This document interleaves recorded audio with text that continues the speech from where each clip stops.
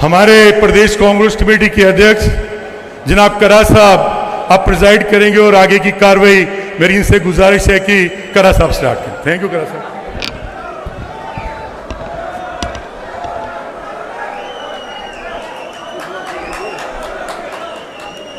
Hello, जरा पीछे बैठ जाइए।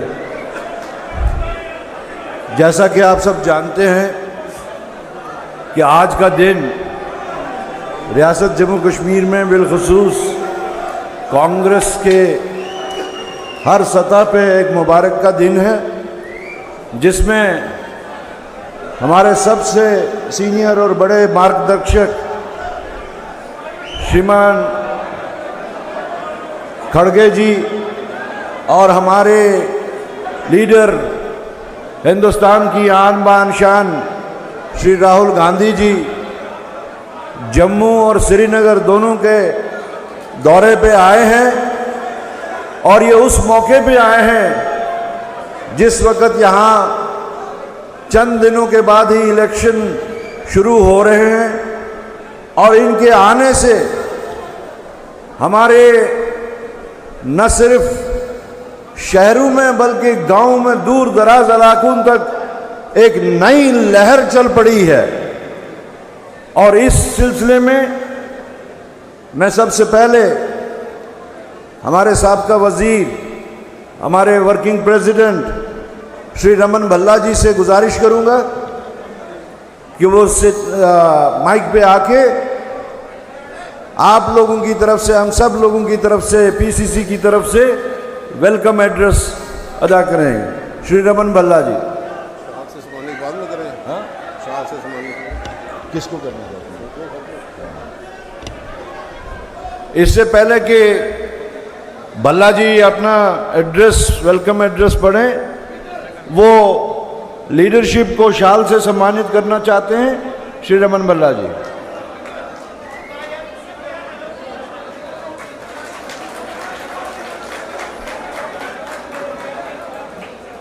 चलिए लीजिए, दूसरा जल्दी।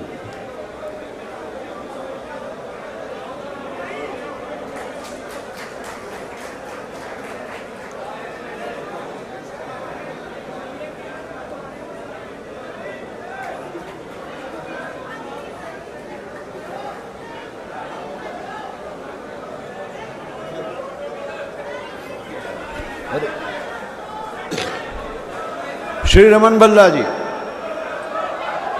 शुक्रिया मेरे सारे साथी जो भी यहाँ पे आए हैं। मैं कहूँगा बड़ा खामोशी से यहाँ पे रहे।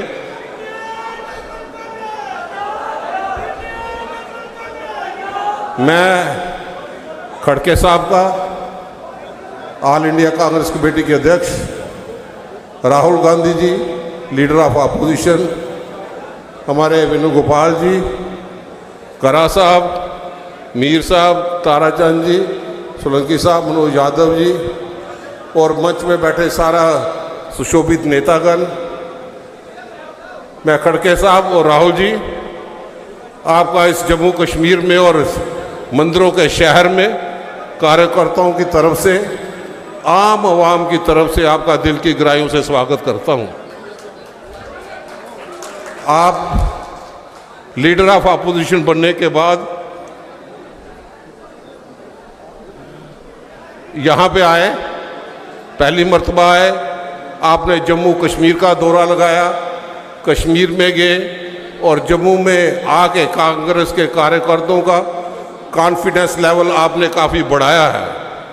चुनाव का दौर है, आपने दर्शाया कि आप जम्मू कश्मीर के अवाम के साथ कितना लगाव, कितना प्यार और कितनी मोहब्बत यहाँ पे करते हैं कि कुछ ही देर के अंदर चुनाव की घोषणा होने के बाद आपके सामने जम्मू कश्मीर अवाम की दुख तकलीफ़ें आपके सामने यहाँ पे आई हैं।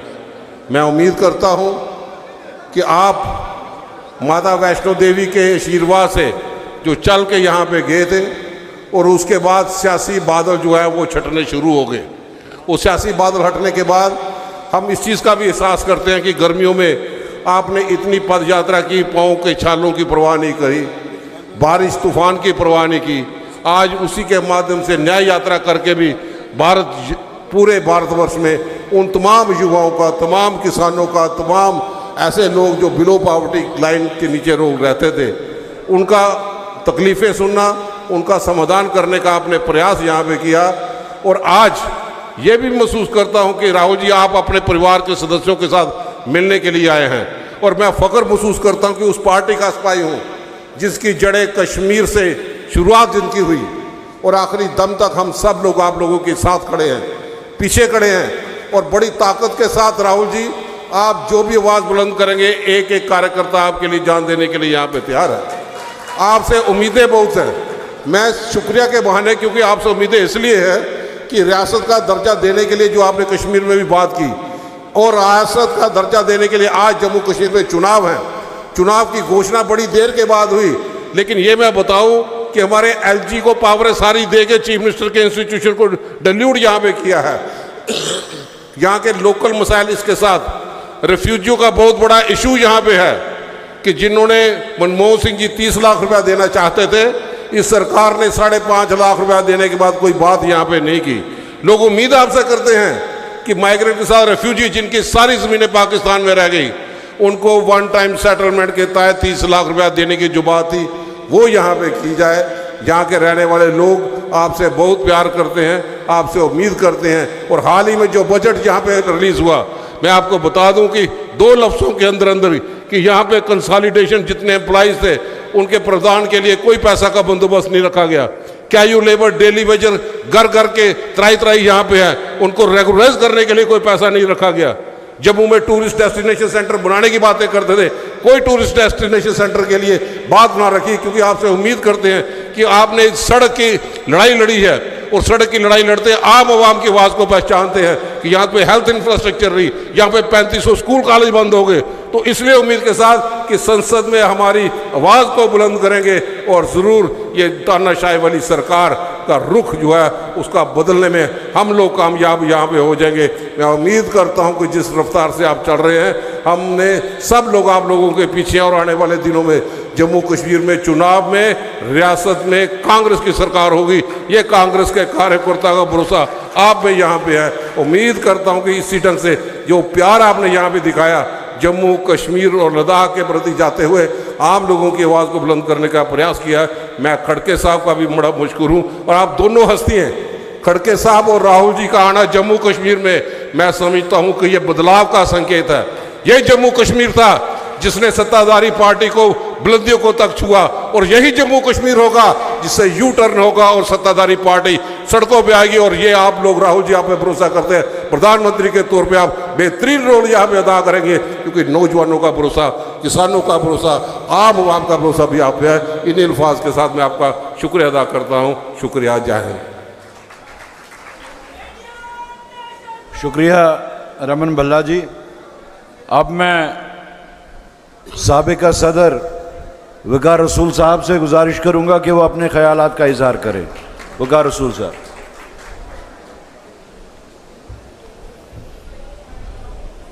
जम्मू हमारे ऑल इंडिया कांग्रेस कमेटी के सदर मल्लिकार्जुन खड़गे जी, हमारे दिलों की धड़कन, हमारी जान, हमारी शान राहुल गांधी जी, leader of opposition,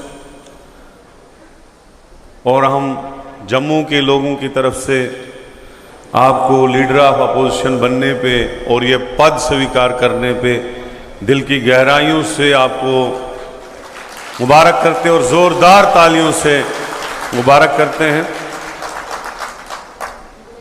senior Congress leader और ऑर्गेनाइजेशन के general secretary KC. Venugopal ji, हमारे पीसीसी नए सदर तारिक हमीद करा साहब,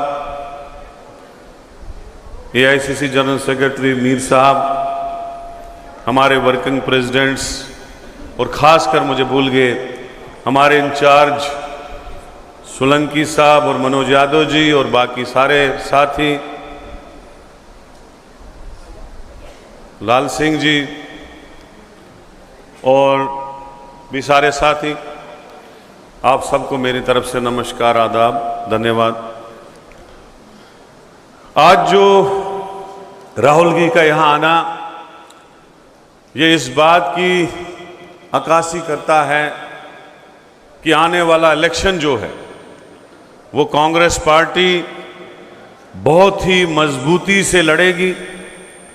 कांग्रेस पार्टी, मैं खाड़गे जी को कहना चाहता हूं कि हमने और इन सब साथियों ने जो आपके सामने बैठे हैं, बहुत ही जबरदस्त लड़ाई पिछले 2 साल में लड़ी उस सरकार के खिलाफ जिन्होंने हमारा स्टेटहुड छीना, जिन्होंने इस रियासत को यूटी बनाया, जिन्होंने यहां घर घर स्मार्ट मीटर लगाए, जिन्होंने यहां पहली बार प्रॉपर्टी टैक्स लगाया और यहां का दरबार मुंह जो है वो बंद किया।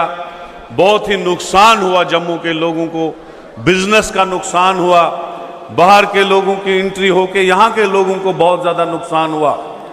खाड़गे जी और अपनी तंजीम के हमारे ऑर्गेनाइजेशन जनरल सेक्रेटरी को मैं कहना चाहता हूं कि हम इन 2 सालों में बहुत ज़्यादा सड़कों पे रहे, प्रोटेस्ट किए। अभी हाल ही में 4 प्रोटेस्ट हमने स्टेटहुड के लिए स्टेट यहाँ जम्मू में भी किए और तमाम डिस्ट्रिक्टों में किए और बहुत ज़बरदस्त लड़ाई लड़ी।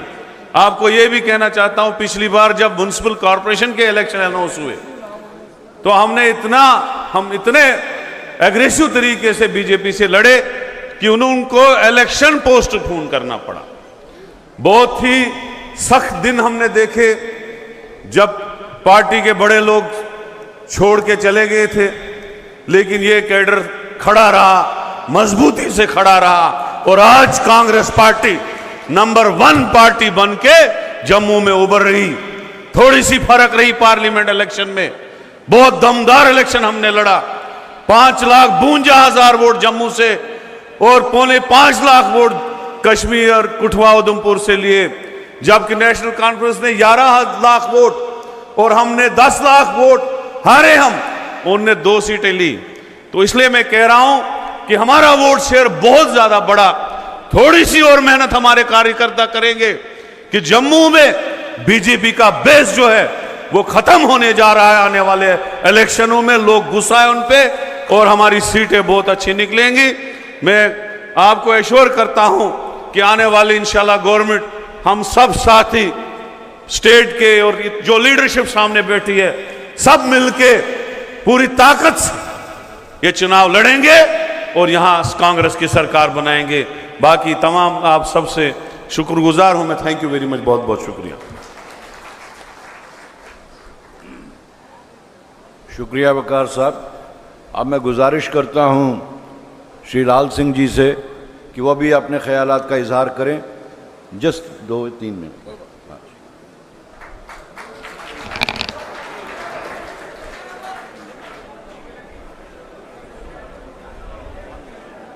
हमारे प्रिय नेता, हिंदुस्तान के हमारी पार्टी के प्रेसिडेंट मल्लिकार्जुन खड़गे जी, हमारे जनरल सेक्रेटरी इस देश के मेरे दोस्त, मेरे भाई वेणुगोपाल जी, हमारे साथ जहां बैठे हुए पार्टी के, ऐसे बोलना है ना, अध्यक्ष जी करा साहब जी, हमारे मेरे भाई भारत सोलंकी जी, मेरे भाई हमारे वकार रसूल जी, रमन बल्ला जी, ताराचंद जी, मुझे इंतहा खुशी है इस बात की। राहुल जी, आपसे तो प्यार है ही, ये तो बता नहीं सकता मैं, लेकिन ये एक एक आदमी आपसे बहुत प्यार करता है, ये आपको सुनाओ। आपका जो आजकल जो आप चलते हैं ना, आजकल ये चलते हैं ना, ऐसे चलते हैं ना, तो लगता है कि हमारा लीडर इस समय इनको सबको दबा देगा। आप 15 अगस्त की पौड़ियां चढ़ रहे थे, क्या बात है, ये ग्रेट यार। आप चिंता नहीं करो, मैं आपको कहता हूं, जान मांगोगे हमारी और हमारे वर्करों की, वे रेडी टू फेस कोई कॉन्स्टिट्यूशन हो। हमें सुनो भाई, हम चाहते हैं आपका जो सहयोग इस देश को मिल रहा है, आपने जो किया है मैं आपको कहना चाहूंगा, आप और आपका परिवार, बड़ी तकलीफ होती थी इनको, परिवार बात, अब मैं गाली नहीं दे सकता, लेकिन परिवार ने दिखाया कि हिंदुस्तान के लिए यही परिवार है जो हिंदुस्तान के लिए मर मिट रहा है। आपको कितनी यातनाएं, कितनी तकलीफें, आज एक बेवकूफ कोर्ट कचहरी में गया, जाके कहता है इनकी मेंबर हिंदुस्तानी बताने की बात करता है। आपके लिए लानत है, मैं कहता हूं, जिन्होंने हिंदुस्तान बनाया, अरे क्या बात है यार, आज हिंदुस्तान बनाने वाले उस फैमिली को कहते हो आप जहां के मैंबर नहीं हो, तुसी तोड़े प्यो वाले मैंबर हो, तुसी सारे।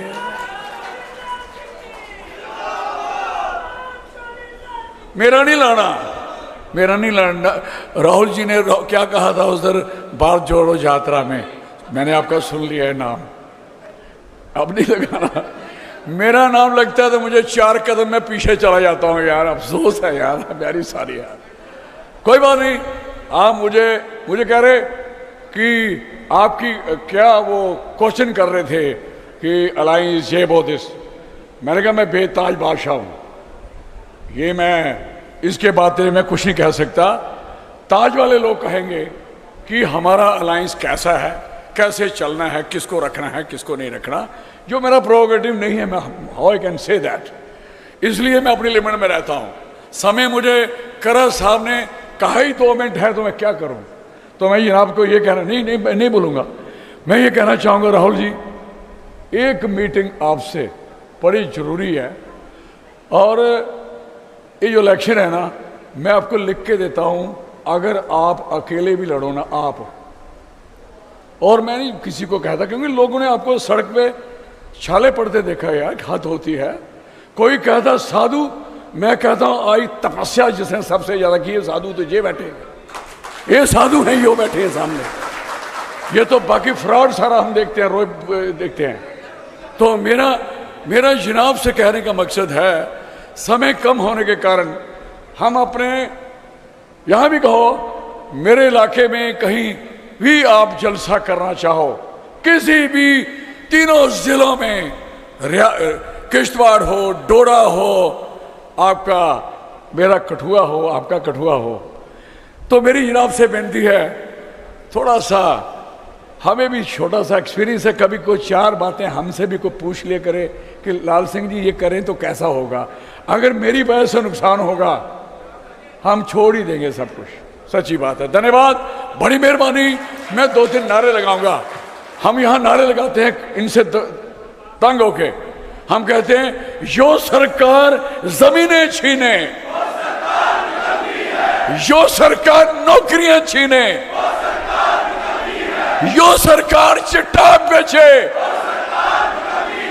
जो सरकार निकम्मी है, तख्त बदल दो, ताज बदल दो, तख्त बदल दो, ताज बदल दो। राहुल गांधी आगे बढ़ो, राहुल गांधी आगे बढ़ो, खड़गे साहब आगे बढ़ो, बैनू साहब आगे बढ़ो। कहना पड़ेगा, मुझे लगा कहना ही पड़ेगा। धन्यवाद।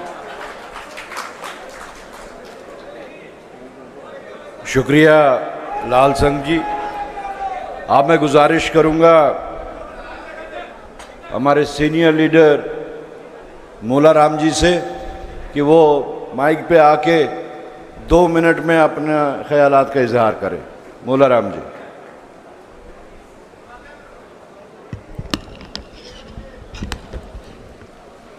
ऑल इंडिया कांग्रेस कमेटी के हमारे सदर मल्लिकार्जुन खड़गे साहब, लीडर ऑफ द अपोजिशन और हमारे दिलों की धड़कन श्री राहुल गांधी जी, जनरल सेक्रेटरी वेणुगोपाल जी, जनरल सेक्रेटरी जी ए मीर साहब, सदर प्रदेश तारक हमीद करा साहब, हमारे इंचार्ज सोलंकी साहब, हमारे बीच में बकार सूरबानी साहब, हमारे वर्किंग सदर और मेरे सामने बैठे दूर दूर से आए कांग्रेस के वर्कर और साथियों, मैं आज अपने महान लीडरों का इन मंदिरों के शहर में स्वागत करता हूं। और आपने जिस तरीके से हमारे साथियों के भाषण सुने और जो हालात 14 के बाद इस हिंदुस्तान के बने और उसके बाद जो रियासत के बने, वो किसी भी बशर से छुपे हुए नहीं है। लाल सिंह ने जैसे बोला ऐसे आज ये लोग चाहते हैं, क्योंकि राहुल जी आपकी फैमिली को हिंदुस्तान का और जम्मू कश्मीर का हर बशर याद करता है। आपकी कुर्बानी है, जो परिवार की कुर्बानी है पार्टी के लिए, इस देश के लिए, इस देश की रहनुमाई के लिए, वो लोग कभी भूल नहीं सकते हैं। मुझे खुशी है कि जिस तरीके से आपने वायदा किया था पहली मीटिंग में कि मैं जम्मू कश्मीर आऊंगा, अपने साथियों से मिलूंगा, वो आज आपने करके दिखाया। और जो जम्मू कश्मीर के कल के हालात इस जम्मू कश्मीर में बने, मैं आपको यकीन दिलाता हूं कि लोग बहुत बड़ी तब्दीली की तरफ जाना चाहते हैं।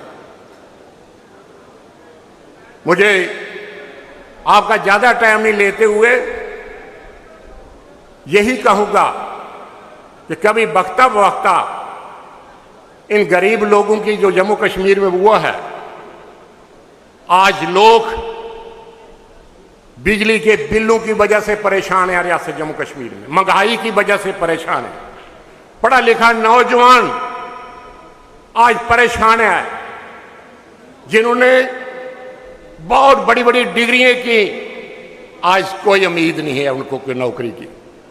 जिस किस्म के हालात इस नरेंद्र मोदी सरकार ने इस देश के और रियासत के बना दिए, ये किसी से छुपे हुए नहीं है। और जिस तरीके से तारक हमीद करा साहब एक मजबूत लीडर हैं, और मुझे पूरा यकीन है कि पार्टी की रहनुमाई कामयाबी के साथ करेंगे और इस सियासत को आगे बढ़ाएंगे। इन लफाज के साथ मैं आपका बड़ा मशकूर हूं। बहुत बहुत शुक्रिया। जय Hind.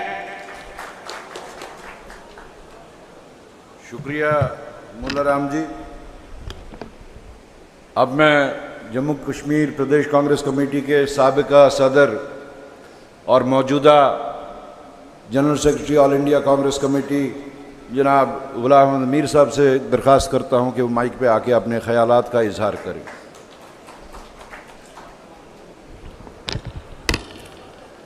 All India Congress committee के अध्यक्ष, देश के बहुत ही सम्मानित और तजुर्बेकार लीडर माननीय मल्लिकार्जुन खड़गे जी, हमारे आपके सबके नेता लीडर ऑफ अपोजिशन माननीय राहुल गांधी जी,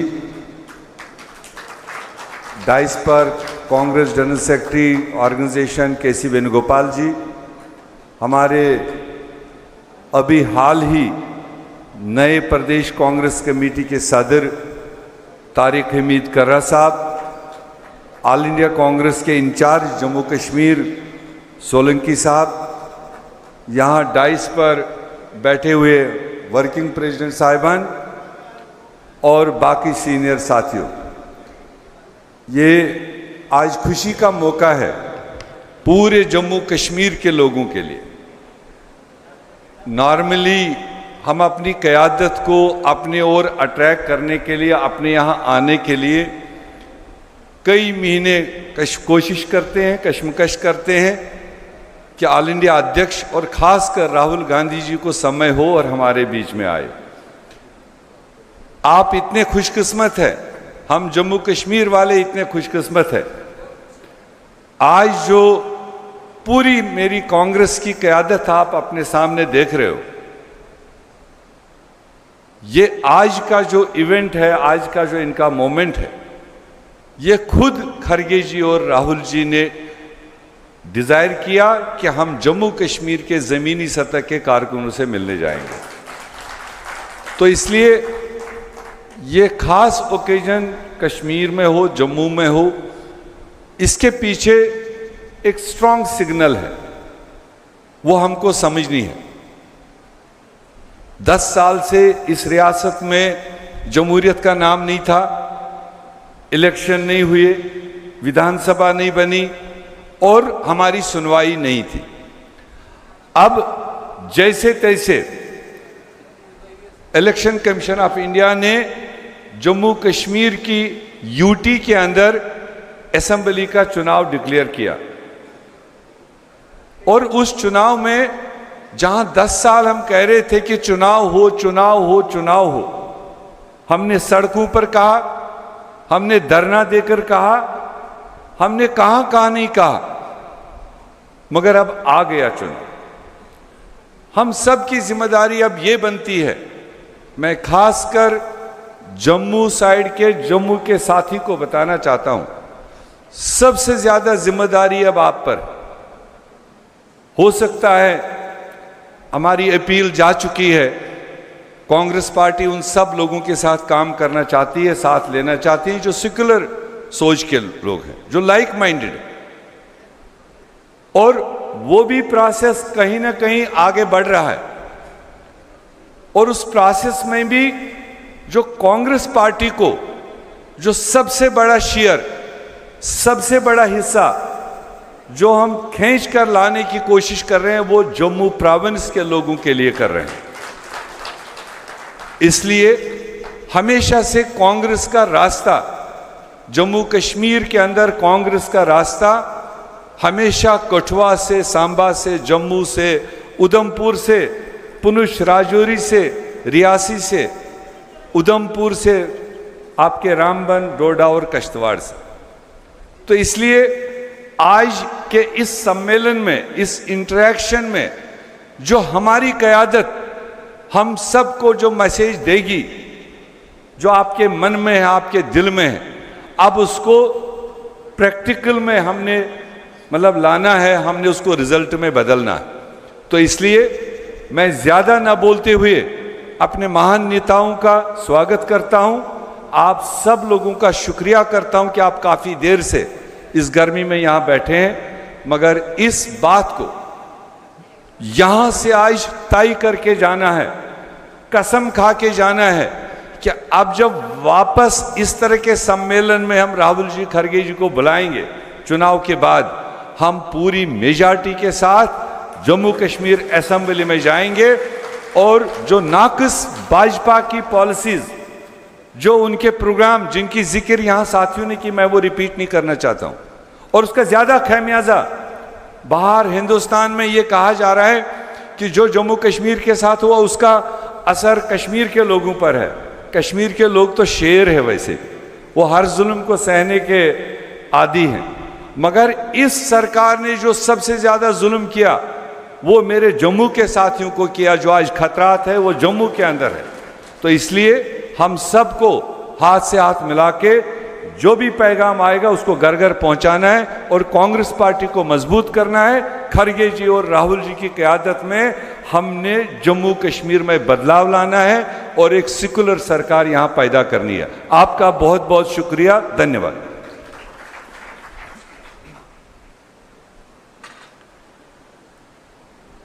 मैं आखिर में श्री ताराचंद जी साबिका नायब वज़ीर आला, साबिका स्पीकर, उनसे गुजारिश करता हूं कि वो सामने आके अपने ख्यालात का और लीडरशिप का शुक्रिया अदा करेंगे, लेकिन सिर्फ 2 मिनट।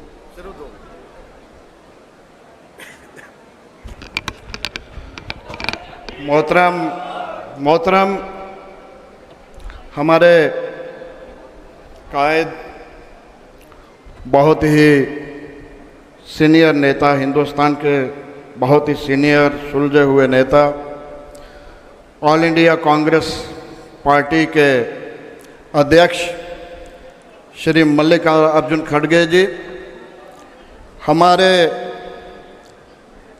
देश के भविष्य, आप और हम सबके दिलों की धड़कन, बहुत जल्द हिंदुस्तान के आने वाले अगले prime minister Shri Rahul Gandhi ji, general secretary organisation Shri Binu Gopal ji, अध्यक्ष प्रदेश कांग्रेस श्री करा साहब, हमारे इंचार्ज जम्मू कश्मीर के सोलंकी साहब, जनरल सेक्रेटरी मीर साहब, मंच पर बैठे हुए सारे सीनियर नेता और मेरे सामने बैठे सूबा जम्मू के हर जिला हर तहसील से आए हुए हमारे नेता, आज हम जम्मू के मंदिरों के शहर में अपने हाई कमान का स्वागत कर रहे हैं और उनको हम शुक्रिया अदा कर रहे हैं कि आज जबकि चुनाव हमारे अनाउंस हुए, एक मुश्किल दौर जिसके लिए आप और हम सब मेहनत करने जा रहे हैं, हमारी हौसला अफजाई करने के लिए, हमारा मान बढ़ाने के लिए, हमारा हौसला बढ़ाने के लिए आज हमारी लीडरशिप खड़गे साहब की क़यादत में और राहुल जी खुद चल के हमारे बीच में आए हैं। हम दिल की गहराइयों से इनका शुक्रिया अदा करते हैं। वैसे तो कांग्रेस पार्टी ही है जिसने एक लंबी जद्दोजहद के बाद, हजारों कुर्बानियों के बाद इस मुल्क को आज़ाद करवाया। ऑल इंडिया कांग्रेस पार्टी ने करवाया और उसकी सरबराही जो थी वो गांधी परिवार कर रहा था, गांधी फैमिली कर रही थी। आज़ाद करवाने में भी गांधी फैमिली का अहम रोल रहा। और जो संविधान इस मुल्क को दिया, जिसमें तमाम तबकों के लिए, जिसमें तमाम खितों के लिए बराबरी के अधिकार दिए गए, वो भी कांग्रेस का संविधान है, वो भी गांधी फैमिली के निर्देश पर दिया गया संविधान है, जिसमें हर एक को बराबर हक दिए गए। और आज इस मुल्क में जो कुछ भी नज़र आता है वो सारा कुछ कांग्रेस का दिया हुआ और गांधी फैमिली का अहम रोल उसमें है।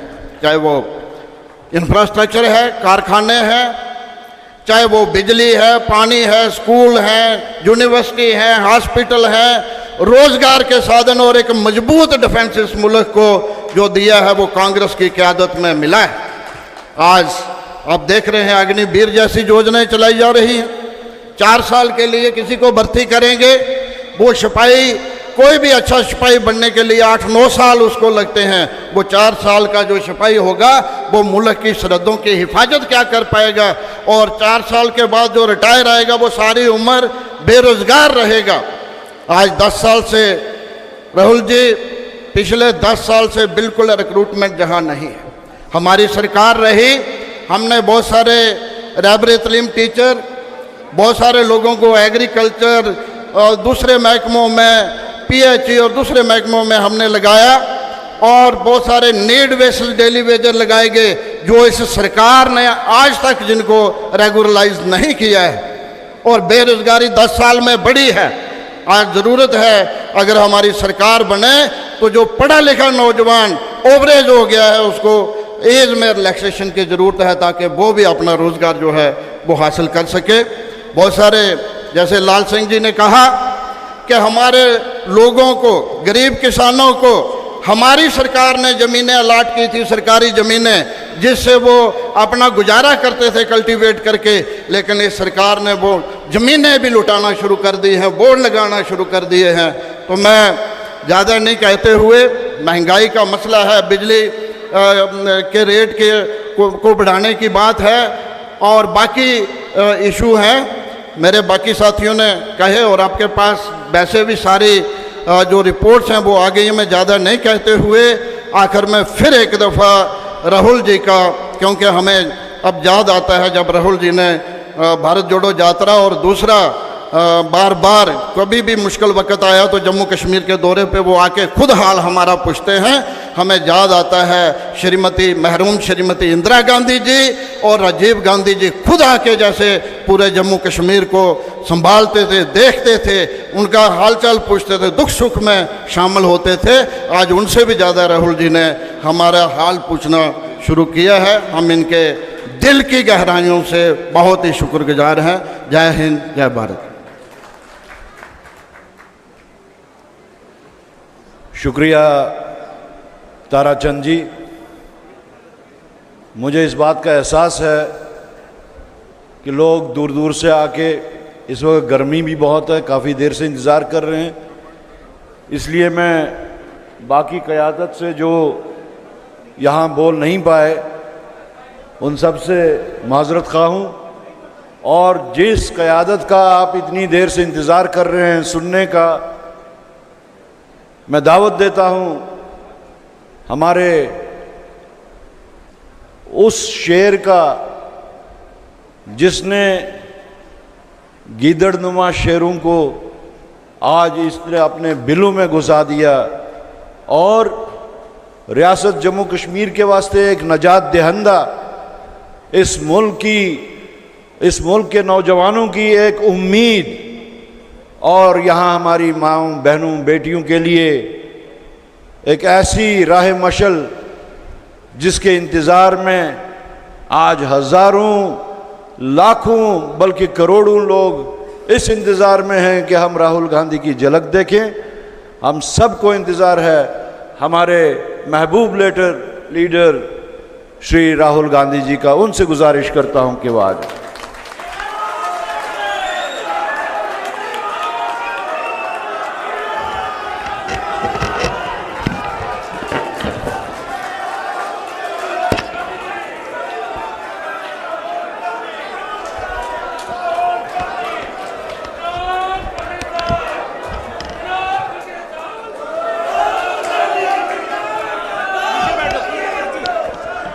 खारगे जी, वेणुगोपाल जी, सोलंकी जी,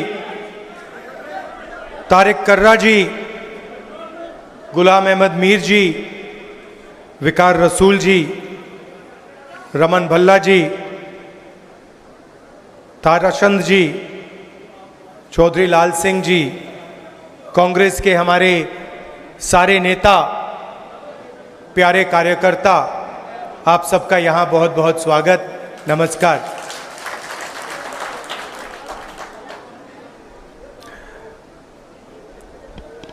चार स्टेट्स के चुनाव हैं और कुछ दिन पहले खारगे जी और मेरी बात चल रही थी चुनाव के बारे में, तो हमने मिलकर डिसीजन लिया कि हम दोनों को सबसे पहले जम्मू कश्मीर जाना चाहिए।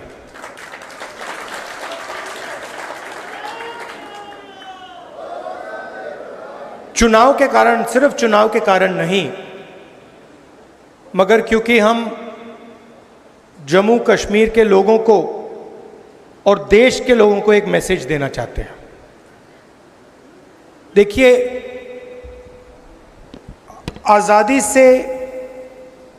आजादी के बाद पहली बार किसी स्टेट को यूनियन टेरिटरी बनाया गया है।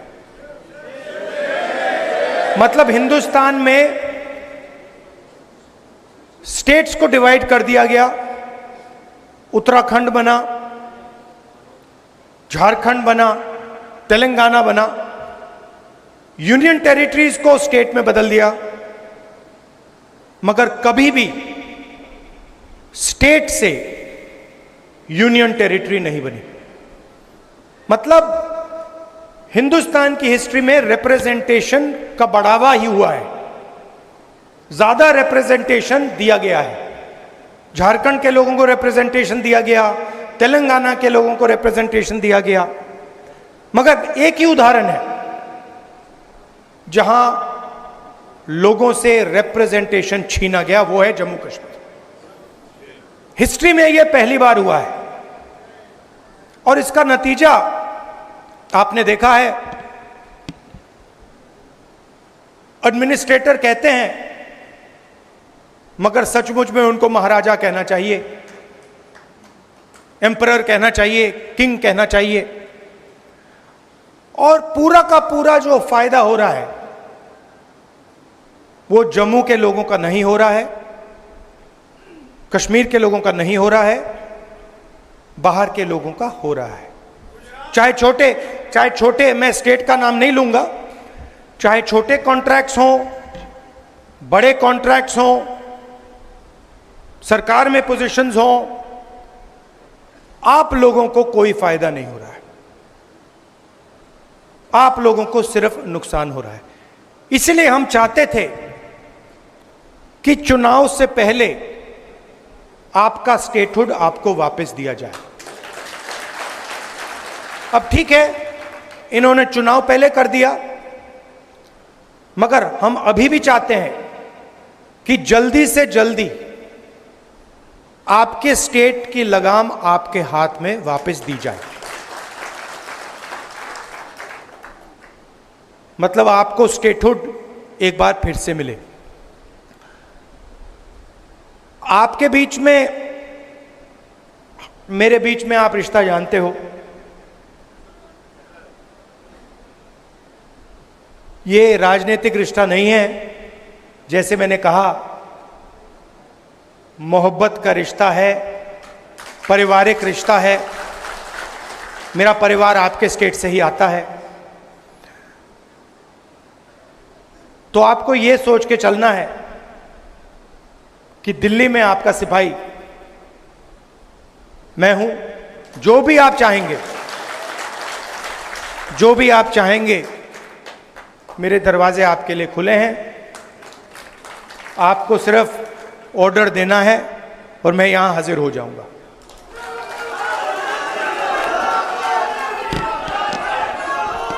देखिए, शायद रमन भल्ला जी ने कहा, ठहर जाइए मैडम, खत्म करने दीजिए। अभी नहीं मैडम, बाद में कर लेना, डिस्टर्ब मत कीजिए। रमन भल्ला जी ने कहा, उन्होंने कहा कि देखिए मैं कांग्रेस पार्टी का सिपाही हूं। रमन भल्ला जी, आप सिपाही नहीं हैं, आप कांग्रेस पार्टी के जनरल हैं। और आप जैसे अलग अलग जनरल खड़े हुए हैं यहां पे।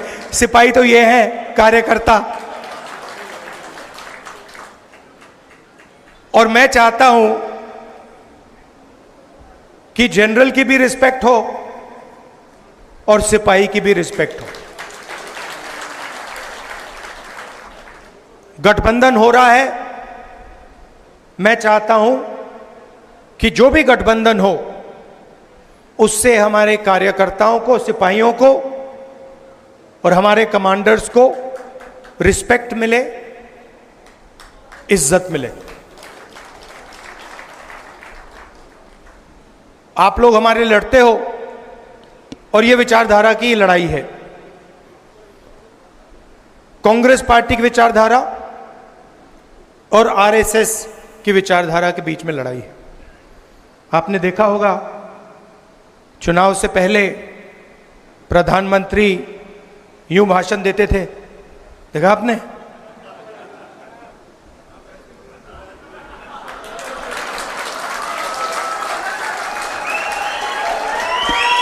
मैं आपको बता रहा हूं, आप गलत फहमी में मत हो। कांग्रेस पार्टी के कार्यकर्ता ने, मैं बता रहा हूं आपको, कांग्रेस पार्टी के कार्यकर्ता ने हिंदुस्तान के प्रधानमंत्री से कॉन्स्टिट्यूशन पर ऐसे ये करवा दिया। ये आपकी देन है, आपका काम है। और मैं तो पार्लियामेंट में बैठता हूं, मुझे तो बिल्कुल सामने दिखते हैं। मैं आपको बता रहा हूं कि आपने हिंदुस्तान के प्रधानमंत्री की जो कॉन्फिडेंस थी उसको खत्म कर दिया, उड़ा दिया। मतलब कांग्रेस के कार्यकर्ता ने उनको इतना साइकोलॉजिकल टेंशन दिया कि उनकी साइकोलॉजी कोलैप्स कर गई। और वो जो प्रधानमंत्री थे, सच्चाई है पूरा देश देख पा रहा है, जो चुनाव से पहले प्रधानमंत्री थे, जिनका डायरेक्ट कनेक्शन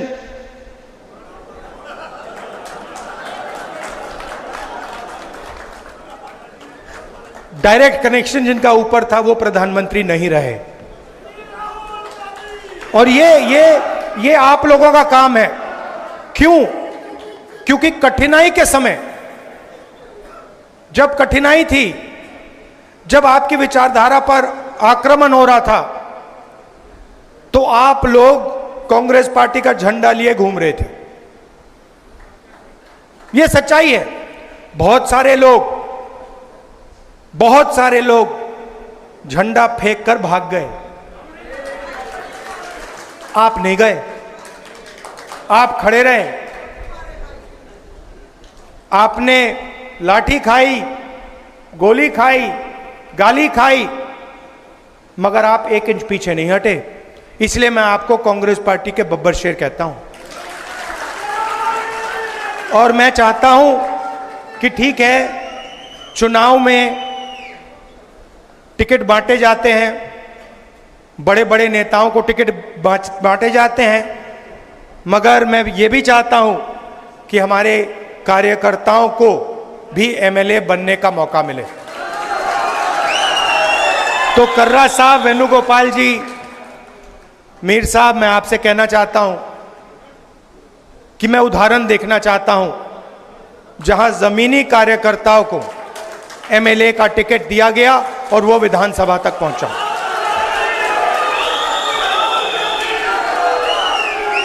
पूरे देश में बीजेपी के विचारधारा ने बेरोजगारी फैला दी है। आपको फर्स्ट हैंड दिख रहा है, जम्मू में भी बेरोजगारी फैलती जा रही है, महंगाई बढ़ती जा रही है। पूरे देश में हम इनसे लड़ रहे हैं। जहां भी आप नोटिस कीजिए, चुनाव के बाद जहां भी ये कोई बदमाशी करने की कोशिश करते हैं, जहां भी बदमाशी करने की कोशिश करते हैं, हम उनको वहां सामने खड़े मिलते हैं। ये लैटरल एंट्री का किया ना इन्होंने, अदानी जी की मदद करने की कोशिश की ना, वहां पे हम खड़े हो गए, उसको कैंसिल कर दिया। तो हम इनको छोड़ने वाले नहीं हैं। अगर इन्होंने थोड़ी सी भी बदमाशी की, कांग्रेस पार्टी के सारे कार्यकर्ता इनके सामने खड़े दिखाई देंगे और जो गलत बिल एक पास करने की कोशिश करेंगे, उस बिल को हम रद्द करवा देंगे। हम ऑपोजिशन में बैठे हैं, मगर सरकार को कांग्रेस पार्टी का कार्यकर्ता चलाएगा। आप सबका अच्छा देखिए, एक और लड़ाई है। जम्मू का कल्चर है, जम्मू की हिस्ट्री है। यहां माता वैष्णो देवी की ये जमीन है। आपका जीने का तरीका है, आपका सोचने का तरीका है, वो अलग है। जम्मू का अलग है, केरल का अलग है, कर्नाटक का अलग है, उत्तर प्रदेश का अलग है। हम चाहते हैं कि हर जगह का कल्चर, उनकी हिस्ट्री, उनकी भाषा, इन चीजों की रक्षा हो। हम चाहते हैं कि आपकी आवाज आपकी सरकार में हो, और जो आप चाहते हैं जम्मू कश्मीर के लिए, जो आप चाहते हैं, जो आपके दिल में है, वो हो। अब बीजेपी की दूसरी सोच है, वो पूरे देश को नागपुर से चलाना चाहते हैं। वो सोचते हैं कि रिमोट कंट्रोल से पूरा देश चले, चाहे जम्मू कश्मीर हो, चाहे महाराष्ट्र हो। भैया, ये जो आप शिकायत दे रहे हो ना कि बाहर के लोग पूरा का पूरा फायदा उठा रहे हैं, आप महाराष्ट्र जाइए, वहां पूछिए, वो भी आपको यही कहेंगे कि भैया महाराष्ट्र में भी बाहर के लोग फायदा उठा रहे हैं। तो ये सिर्फ आपके यहां नहीं हो रहा है, ये इनकी सोच है, सेंट्रलाइज करने की सोच है। हमारी सोच डिसेंट्रलाइज करने की है।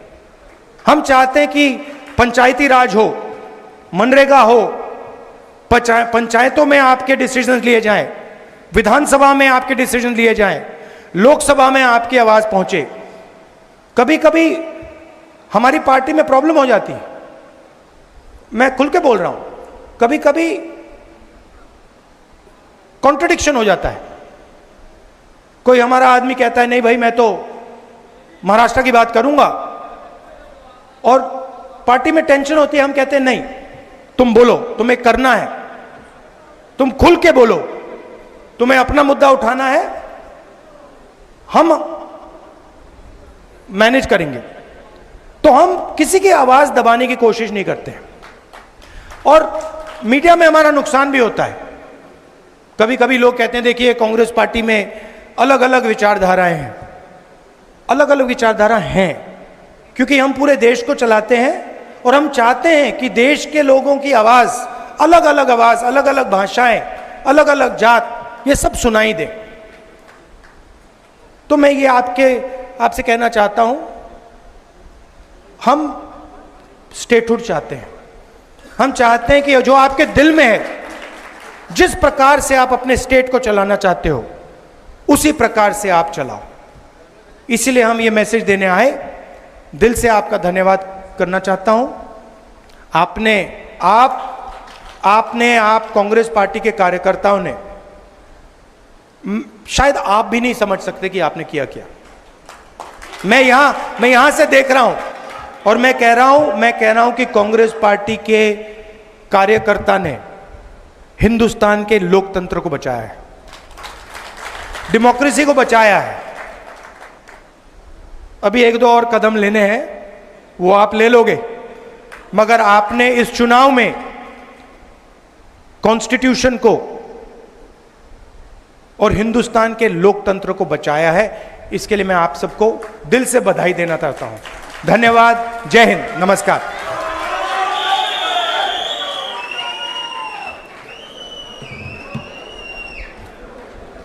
इससे पहले कि हम प्रोग्राम आगे बढ़ाएं, जम्मू की तरफ से हमारे रमन बल्ला जी राहुल जी को मोमेंटो पेश करना चाहते हैं। श्री राहुल।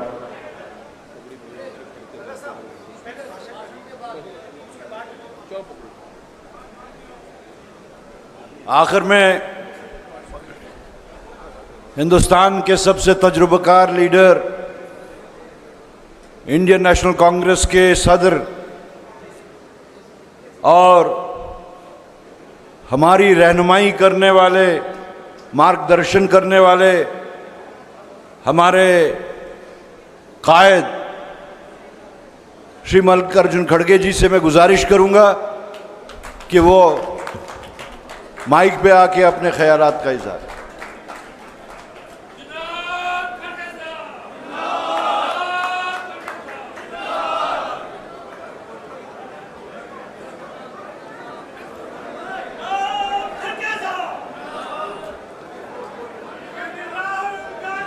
सो बैठिए प्लीज।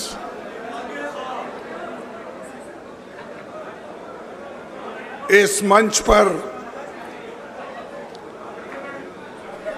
पधारे हुए हमारे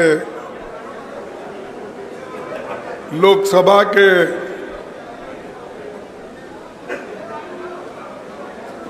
ऑपोजिशन लीडर, हमारे सबके चाहते श्री राहुल गांधी जी, वेणुगोपाल जी, तारिक अहमद कर्रा जी, गुलाम हमीद मीर जी, ताराचंद जी, रमन बल्ला जी, विकार रसूल जी, लाल सिंह जी, मनोज यादव, नीरज कुंदन और मूल राम जी, बलवंत सिंह जी, और इस मंच पे माफ़ करना कि समय की कमी के वजह से मैं सबका नाम नहीं ले सकता, मैं माफ़ी चाहता हूँ, लेकिन मंच पर बैठे हुए सभी नेतागणों का। भाइयों, ये जो आने वाला चुनाव है ये बहुत महत्वपूर्ण चुनाव है, क्योंकि ये आपके अस्तित्व का चुनाव है। अगर इसमें आप जीते, आप स्टेटहुड पाएंगे।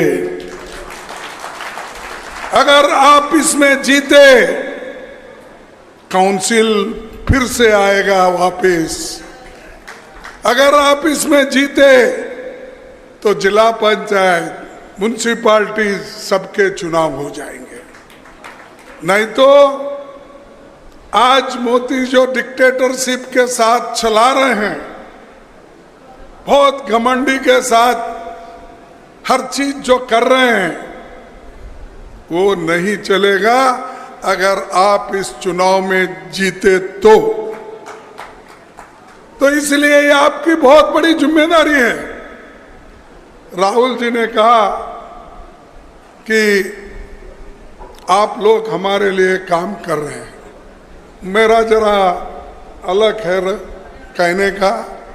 अरे हम लोग आपके लिए कर रहे हैं, राहुल जी आपके लिए कर रहे हैं, सोनिया जी आपके लिए कर रहे हैं, प्रियंका जी आपके लिए कर रहे हैं।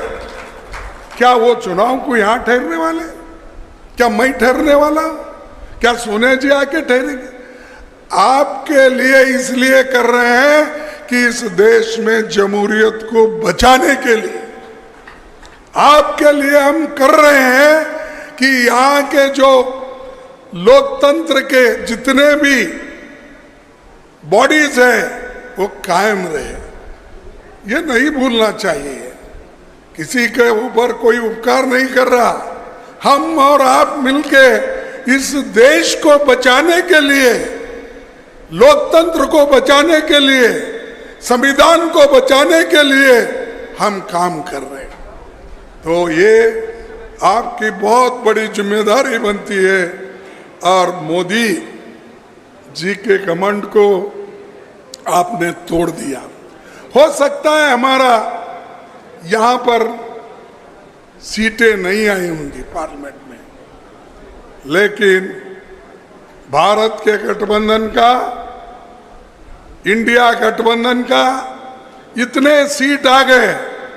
अगर आप सब मिलके जम्मू कश्मीर, मध्य प्रदेश, हिमाचल, सिर्फ हमको 5-5 सीट अगर दे देते, 25 सीट अगर आते, तो हमारे नेता राहुल गांधी इस देश के प्रधानमंत्री बनते।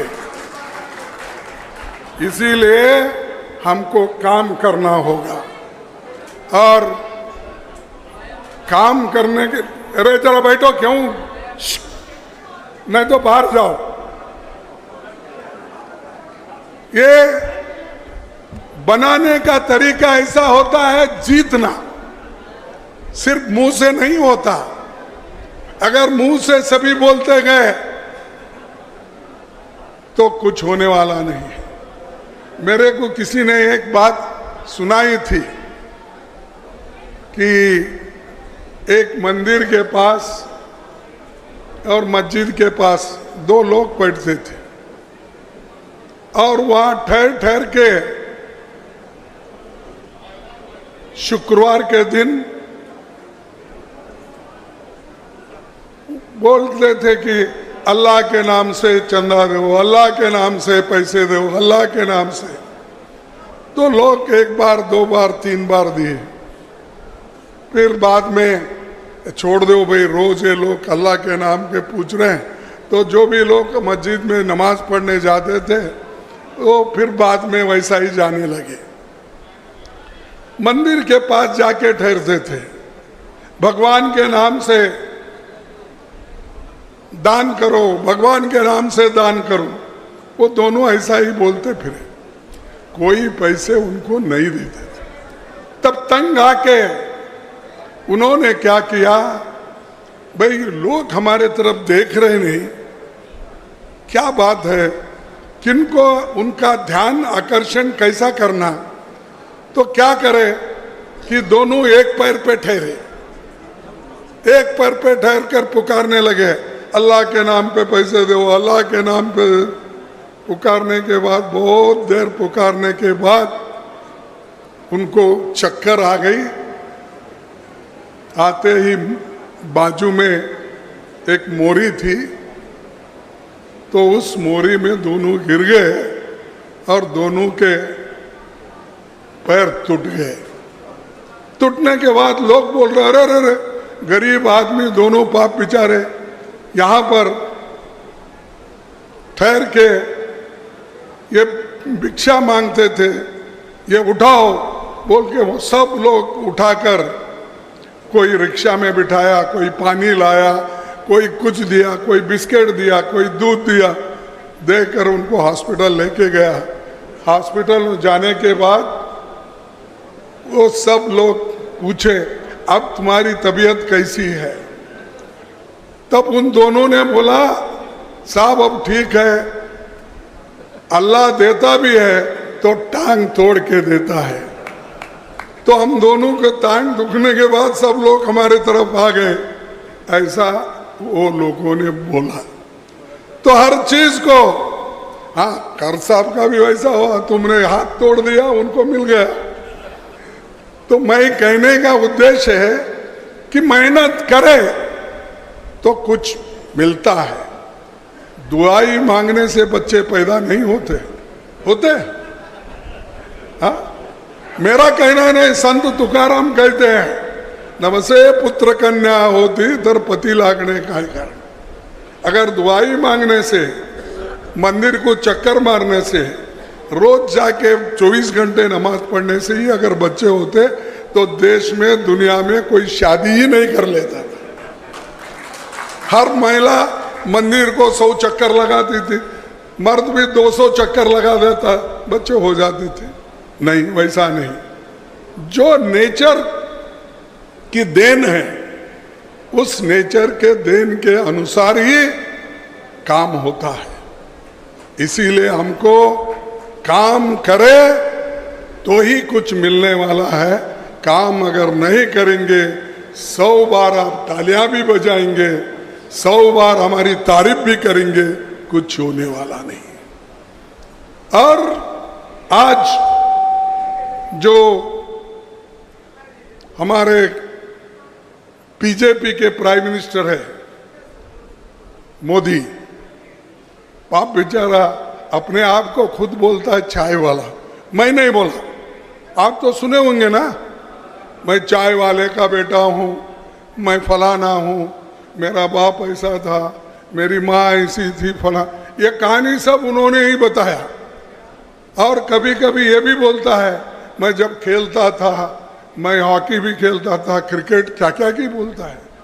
अरे ऐसा आदमी फिर कभी घमंडी बात भी करता है। अब मैं बोला, तुम तो चाय बेचने वाले हो, मैं तो एक वर्कर का बेटा हूं, मजदूर का बेटा हूं, तुमसे भी अच्छा काम कर सकता हूं। और चाय बेचने वाला आदमी ये भूल गया कि इस देश में गरीब रहते हैं, इस देश में उन लोगों को एक दिन का खाना भी नहीं मिलता, ये कभी उन्होंने नहीं सोचा। लेकिन कांग्रेस ने, सोनिया गांधी जी ने सोच के आपको जो फूड सिक्योरिटी एक्ट दिया और जो फ्री में आज अनाज मिल रहा है, वो किसकी देन है? कांग्रेस की। मनरेगा किसकी देन है? फ्री एजुकेशन किसकी देन है? अरे तुम्हारे पास यार, मैं आया था वैष्णव देवी से, उधर क्या पीर पंजाल बोलते हैं, क्या चिनार बोलते हैं, वहाँ पर जो टनल ओपन करने के लिए मैं,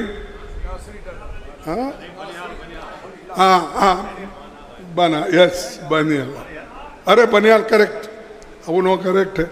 हम सोनिया गांधी जी, मनमोहन सिंह जी, और उसमें फिर यहाँ के उस वक्त के आपके नेता, अब नहीं, तो वो थे सभी लोग। हम इनॉग्रेट करके ट्रेन चलाने के लिए हमने पूरी कोशिश की, और इलेक्शन आया, हम वो ट्रेन नहीं चला सके, लेकिन जो टनल में बनाने का था वो हमने ट्रेन छोड़ दी है। लेकिन मोदी बोलता है देखो वैष्णो देवी से पीर पंजाल तक जो चला ट्रेन वो मेरी वजह से चला। अरे और बहुत से तुम्हारे पास जम्मू में यूनिवर्सिटी होगी, कश्मीर में होगी, तो वो यूनिवर्सिटी कभी देखा नहीं, फिर भी बोलता है कि मेरे जमाने में ये यूनिवर्सिटी बनी। ऐसा आदमी है। इसीलिए मैं एक ही शेर बोलता हूं, कभी घमंड मत करना, कभी घमंड मत करना। तकदीर बदलती रहती है, तकदीर बदलती रहती है, शीशा वहीं रहता है, बस तस्वीर बदलते रहती। अरे अब तुम्हारी तकदीर बदली है, जनता का काम करो भाई।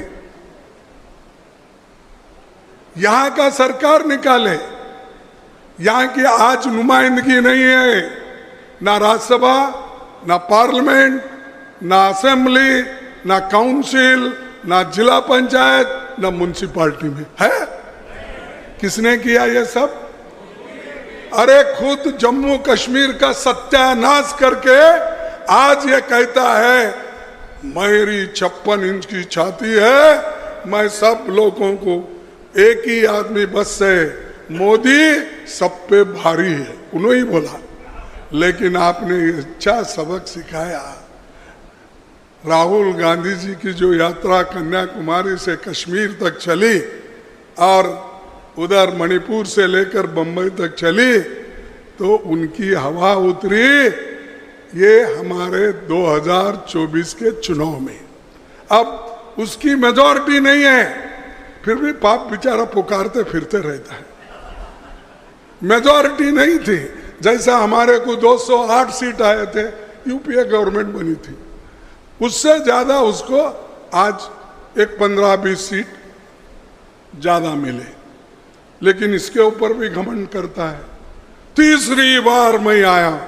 अरे भाई, हमारे पास राजीव गांधी ने 415 सीट लेके आने के बावजूद कभी घमंड नहीं किया, कभी किसी के साथ बर्ताव जो करना था, अच्छा व्यवहार करना था, वो करते आए। सबको सम्मान देते थे, सबके साथ रहते थे। ये है राजीव गांधी और पंडित जवाहरलाल नेहरू देश को बचाने वाले, इंदिरा गांधी गरीबों के साथ रहने वाले। ये काम हमने किया। ये ऐसा है, इन्हों तो हमेशा अपनी बात बताते हैं। परसों कभी 2023 में कभी शाह आए थे, सुना मैं, अपने जम्मू कश्मीर की तरफ, और उन्होंने कहा आप लोगों को जल्द से जल्द स्टेटहुड मिलेगा। दिया? कितना देर लगता उसको? अरे आपको डिसॉल्व करने में टाइम नहीं लगा। जैसा कि राहुल जी बोले, बहुत से स्टेट यूनियन टेरिटरी से राज्य बने, स्टेट बने, और स्टेट में बंटवारा होकर फिर स्टेट बने, उनका नाम पूरा उन्होंने बताया। अरे आपको इतना नहीं करने आता? बिफोर इलेक्शन आप जो वायदा किए थे, फिर आपने क्यों नहीं किया स्टेटहुड डिक्लेयर? क्योंकि आपकी मंशा ये थी कि ये सुंदर कश्मीर जो है, जो लोग कहते हैं कि इस पृथ्वी पे एक जन्नत है, और ऐसे जन्नत को वो कायम कर लेके बैठना चाहते हैं। अपनी हुकूमत कहाँ तक चलती चलने दो। और यहाँ का गवर्नर तो बादशाह बना, और जो कहता है वो होना, टेंडर नहीं होना, जिसको जहाँ कहेगा वो करना ही पड़ेगा। अरे ये क्या डिक्टेटरसी। और इसके पहले जो एक गवर्नर थे, उन्होंने खुद कहा वहाँ क्या है, रूल ऑफ लॉ नहीं चलता, जो ऊपर से दिल्ली से आता है वही करना पड़ता है। मैं नहीं कहा, यहाँ के जो पूर्व गवर्नर थे, क्या नाम उनका, सतपाल मलिक, उनका कहना है, मेरा नहीं।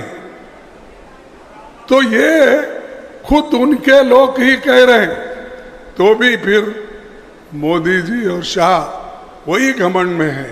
अब भाई गया तुम्हारा, तुम अब ज्यादा दिन टिकने वाले नहीं है। हम इतना बड़ा तूफान लेके आ रहे हैं, उसमें आप लोग खत्म हो जाएंगे, रहेंगे नहीं, बचेंगे नहीं। फिर पूछना पड़ता है कि भाई उस तूफान में जो गिर जाते, एक ढूंढो, वही मोदी साहब कहाँ हैं, शाह साहब कहाँ हैं, जरा ढूंढो ढूंढो, बोलना पड़ता है। जब तूफान आती तो ऐसा ही होता है, जब भूकंप आता है तो ऐसा ही होता है, ढूंढना पड़ता है। तो भूकंप आएगा और वैसा ही तूफान आएगा, ये लोग खत्म हो जाएंगे। तो इसलिए मैं आपसे यही बात करूंगा। और वहाँ पर मैं एक बात कही थी कि तो हमारे बीजेपी के लोग ये ना समझे कि हम कायम है, सबको सता रहे, गरीब को सता रहे। और आज शेड्यूल कास्ट के वोट छीनने के लिए, शेड्यूल कास्ट के बच्चों को तंग और तबाह कर रहे हैं। और उसी तरह उन बच्चों को, जो पढ़े लिखे बच्चे थे, उनको जो नौकरियां मिलते थे, वो नौकरियां खत्म करने के लिए उन्होंने लैटरल एंट्री शुरू करी। क्या आप यूनियन पब्लिक सर्विस कमीशन से अगर बुलाए तक उसमें होशियार लोग नहीं मिलते हैं? आज तक जितने भी IAS, IPS बने, IRS बने, क्या वो सब बेवकूफ थे? तुम्हारे पास ही होशियार लोग हैं RSS और बीजेपी में। और ये काम जो कर रहे हैं, गलत कर रहे हैं। इसकी आवाज राहुल गांधी जी ने उठाई और बाद में सब बाकी के लोग भी उसको शुरू किए। तो फौरन वो समझ लिए ये कहाँ एक बहुत बड़ा दंगा होगा, इसीलिए जल्दी वापस लो बोल के रातों रात वापस लिए। और वक्फ बोर्ड की एक अमेंडमेंट बिल, उसको भी जब पूरे लोग अपोज करे तब वो ज्वाइंट पार्लियामेंट्री कमेटी को भेजा गया। ऐसा ही अगर हमारे पास ताकत है, वो लोग डरते हैं।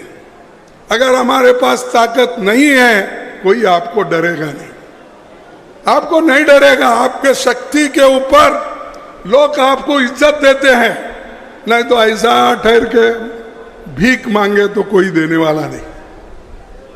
लड़ना पड़ता है, लड़ने के लिए आपके पास कुव्वत होना चाहिए।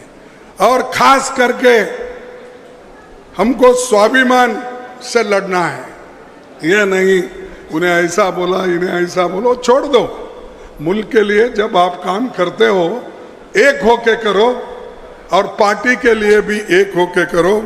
बस मैं ये कश्मीर में भी कहा था प्रेस कॉन्फ्रेंस के पहले हमारे कार्यकर्ताओं के मीटिंग में, फिर एक बार आपके सामने दोहराता हूँ, क्योंकि ये जम्मू के लोगों को भी मालूम होने दो, क्योंकि आप सभी लोग लड़ने वाले हैं। और यहाँ के लोग फौजी में कितने भर्ती होते हैं, कहीं और नहीं होते। डोगरा रेजिमेंट है, लेकिन इन्होंने लाया अग्निवीर। अरे अग्निवीर कहाँ, डोगरा रेजिमेंट कहाँ? अग्निवीर वो भी स्टाइफंड के जैसा, उनको पूरा ट्रेनिंग नहीं होती, उनको पूरा कुछ मालूम नहीं, उनको पगार नहीं, रिटायर होने के बाद पेंशन नहीं, वो घर को सीधा चले जाना अग्निवीर। अरे अगर वो मिलिट्री में भर्ती होते, उनको अगर रिक्रूट करके परमानेंट बनाते हैं, उनको पेंशन मिलता है, मरे तो उनको कंपेंसेशन मिलता है, देश की रक्षा कर सकते हैं। ऐसा स्कीम छोड़कर तुमने एक मामूली अग्निवीर स्कीम लाए और मिलिट्री को खत्म कर रहे हो एक एक करके। तो ये मोदी की सोच है, इसीलिए ये लड़ना जरूरी है। ये आपके लिए, देश के लिए इम्पोर्टेंट है। इसीलिए मैं आपसे गुजारिश करूंगा, लड़ नहीं सकते तो बोलो, लड़ नहीं सकते तो बोलो, कम से कम बोल नहीं सकते तो लिखो, कम से कम लिखना तो करो। जर्नलिज्म में लिखो, उधर लिखो, इधर लिखो, लेटर लिखो। इसके खिलाफ जो जुर्म कर रहे हैं, जो अनडेमोक्रेटिक वे से चल रहे हैं, वो आप बताओ। लिख नहीं सकते तो साथ दो, साथ नहीं दे सकते तो काम करने वालों को उनका मनोबल तो बढ़ाओ। यदि वो भी नहीं कर सकते तो जो कर रहे हैं उनका मनोबल मत तोड़ो। क्यों?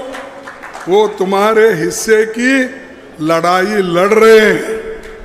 तो आप लोग, हम लीडरों की लड़ाई आप लड़ रहे हैं। हम बोलते भी नहीं, लड़ते भी नहीं, लिखते भी नहीं, फिर क्या करने वाले भी? फिर क्या कंट्रीब्यूशन है आपका पार्टी को? ये तेरा, ये मेरा, वो उसका, ये इसका, ऐसा नहीं चलेगा पार्टी में। पार्टी में जो काम करता है उसी को हम इज्जत देंगे। हो सकता है हमसे भी गलती, हम क्या परमात्मा नहीं है कि सब कुछ ठीक होता है गलती हमसे भी। और वो भी गलती आप लोगों की बात सुन के ही होती है। चंद लोग आके ये कान में बोलते हैं, चंद लोग आके ये कान में बोलते हैं, उस वक्त ये गलतियां भी होती है। लेकिन हम पार्टी के लिए पूरी कोशिश करते हैं सब मिल के चलने की। इसीलिए हमको आगे बढ़ना है, आगे चलना है। तुम्हारा पूरा साथ इस चुनाव में रहेगा और ये चुनाव जीते तो मोदी और सुकड़ जाएगा। ऐसा राहुल गांधी जी ने बताया ना, पहला ऐसा रहता था, अब ऐसा कर रहा है ऐसा। तो इसीलिए अगर और भी झुकाना है तो इस असेंबली चुनाव को आप जिता के दिखाओ, हम पूरे आपके साथ हैं। धन्यवाद।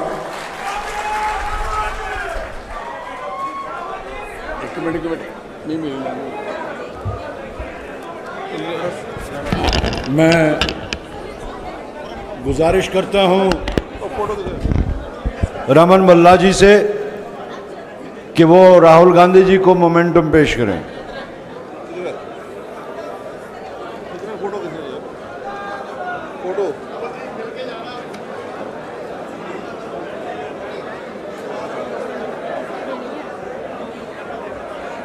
उसी देनी है।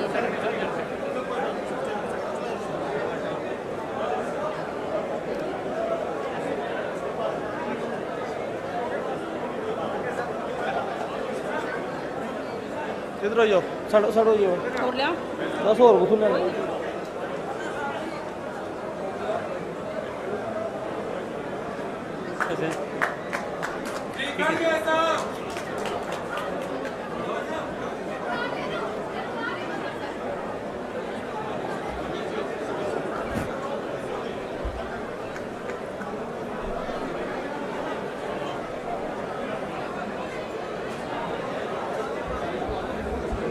उधर उधर उधर उधर नहीं जाना, इधर नहीं जाना।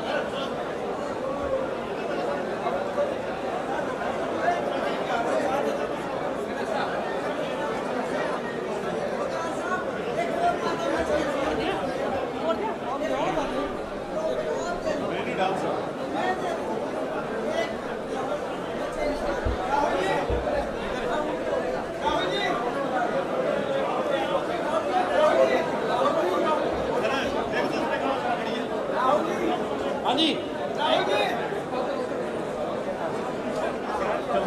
राहुल जी देना पड़ेगा।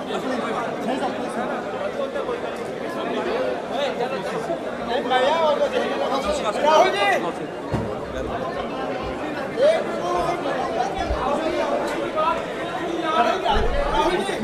कोई बात नहीं